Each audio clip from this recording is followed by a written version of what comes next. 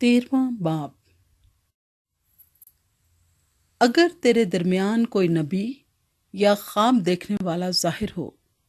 اور تجھ کو کسی نشان یا عجیب بات کی خبر دے، اور وہ نشان یا عجیب بات جس کی اس نے تجھ کو خبر دی وقوع میں آئے، اور وہ تجھ سے کہے کہ ہم اور معبودوں کی جن سے تو واقف نہیں پیروی کر کے ان کی پوجا کریں، تو ہرگز اس نبی یا خواب دیکھنے والے کی بات کو نہ سننا، کیونکہ خداوند تمہارا خدا تم کو آزمائے گا تاکہ جان لے کہ تم خداوند اپنے خدا سے اپنے سارے دل اور اپنی ساری جان سے محبت رکھتے ہو یا نہیں۔ تم خداوند اپنے خدا کی پیروی کرنا اور اس کا خوف ماننا اور اس کے حکموں پر چلنا اور اس کی بات سننا۔ تم اسی کی بندگی کرنا اور اسی سے لپٹے رہنا۔ وہ نبی یا خواب دیکھنے والا قتل کیا جائے، کیونکہ اس نے تم کو خداوند تمہارے خدا سے، جس نے تم کو ملک مصر سے نکالا اور تجھ کو غلامی کے گھر سے رہائی بخشی، بغاوت کرنے کی ترغیب دی، تاکہ تجھ کو اس راہ سے جس پر خداوند تیرے خدا نے تجھ کو چلنے کا حکم دیا ہے بہکائے۔ یوں تو اپنے بیچ میں سے ایسی بدی کو دور کر دینا۔ اگر تیرا بھائی یا تیری ماں کا بیٹا یا تیرا بیٹا یا بیٹی یا تیری ہم آغوش بیوی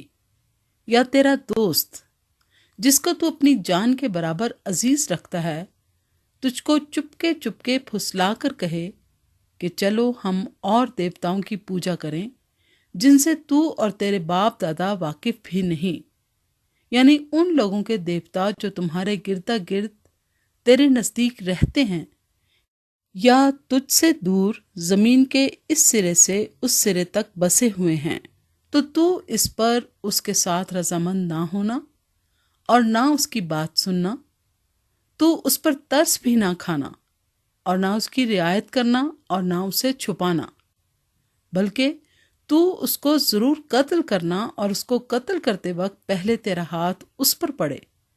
اس کے بعد سب قوم کا ہاتھ، اور تو اسے سنگسار کرنا تاکہ وہ مر جائے، کیونکہ اس نے تجھ کو خداوند تیرے خدا سے جو تجھ کو ملک مصر یعنی غلامی کے گھر سے نکال لایا برگشتہ کرنا چاہا۔ تب سب اسرائیل سن کر ڈریں گے اور تیرے درمیان پھر ایسی شرارت نہیں کریں گے۔ اور جو شہر خداوند تیرے خدا نے تجھ کو رہنے کو دیے ہیں، اگر ان میں سے کسی کے بارے میں تو یہ افواہ سنے کہ چند خبیث آدمیوں نے تیرے ہی بیچ میں سے نکل کر اپنے شہر کے لوگوں کو یہ کہہ کر گمراہ کر دیا ہے کہ چلو ہم اور معبودوں کی جن سے تم واقف نہیں پوجا کریں، تو دریافت اور خوب تفتیش کر کے پتہ لگانا، اور دیکھ اگر یہ سچ ہو اور قطعی یہی بات نکلے کہ ایسا مکروہ کام تیرے درمیان کیا گیا،